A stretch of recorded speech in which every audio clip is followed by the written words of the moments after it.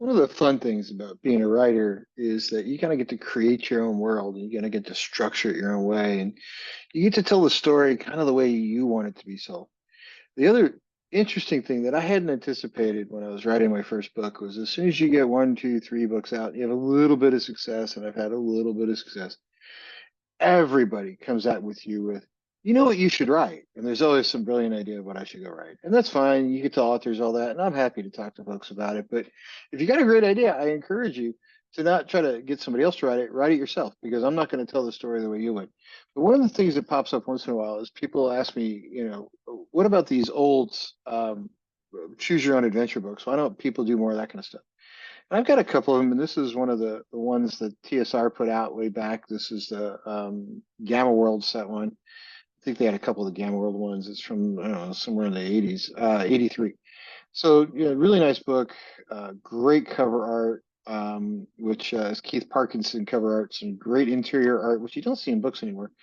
But the thing that I found really interesting is, and the reason this would be like a middle-sized nightmare for a writer to do, is you tell a bit of the story, and then it says, okay, if you choose to do this, go to this page. If you choose to do that, go to that page. And that's interesting, but a lot of times the sections different pathways take you to is the same. And trying to get a story to hang together for a couple hundred pages and be coherent and make sense is great. It's difficult, it's challenging. I enjoy it. My books are, sort of 300, 400 pages on average. I think I've had one up it's five. But trying to get a story to hang together that long is tough, and trying to make sure it doesn't wander off in some direction, and it always kind of linearly tells a story. This thing could drive you in circles.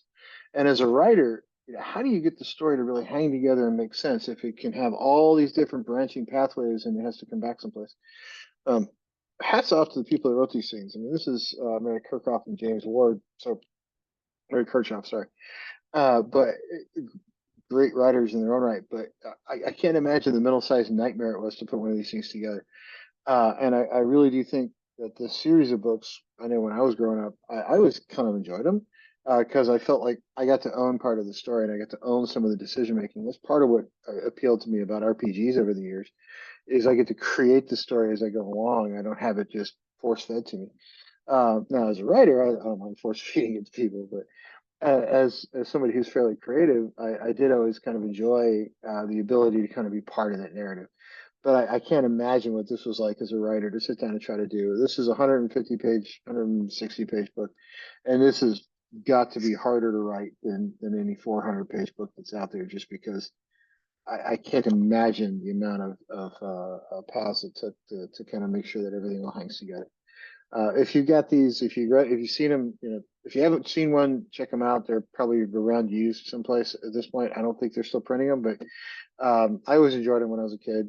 So I think some of them are available, not all the TSR and D&D ones, but there's a whole Choose Your Own Adventure series that I think is still out there somewhere. But it's cool stuff.